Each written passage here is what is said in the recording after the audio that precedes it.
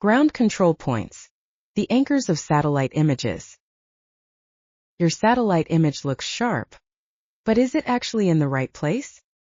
That's a crucial question for anyone working with satellite or aerial imagery.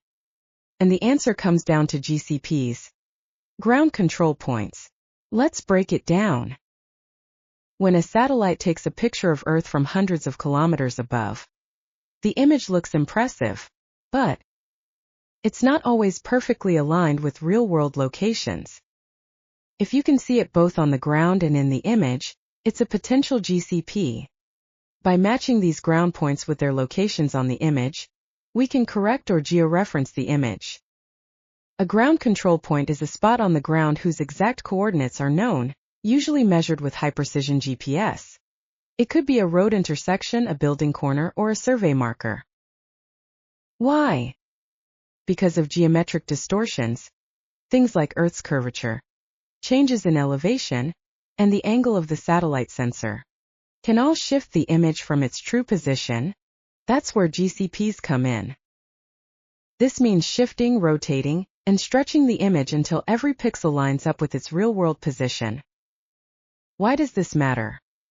Because without GCPs, satellite images can be off by tens or even hundreds of meters. That might not sound like much, but in fields like disaster management, engineering, urban planning, or land surveying, those errors can have big consequences. Whenever you need high spatial accuracy, in drone mapping, aerial surveys, or high-resolution satellite imagery, GCPs are essential. They provide the ground truth that anchors your data to reality.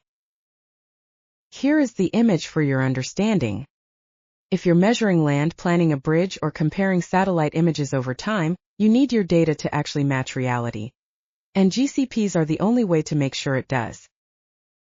So next time you open a satellite image, ask, is this grounded in truth, or is it just guessing?